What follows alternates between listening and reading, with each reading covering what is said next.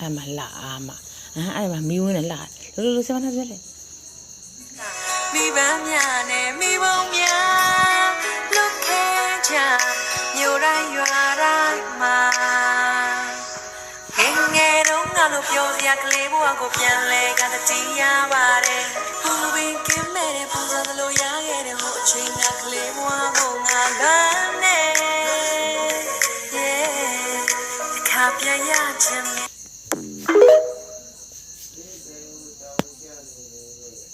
ချင်းချွန်ညာစိတ်မင်းများစွာထုံငယ်ကြငယ်ဘဝအမှတ်တရကလေးဘဝစမိဘများနဲ့မိဘုံများလုခဲချမြို့တိုင်းရွာတိုင်းမှာငယ်တော့ငါတို့ပြောစရာကလေးဘဝကိုပြန်လဲကတည်းရပါတယ်ဘူဘင်းကင်းမဲ့တဲ့ပုံစံလိုရခဲ့တဲ့ဟိုအချိန်ကကလေးဘဝကိုငါလမ်းနေခါပြရခြင်း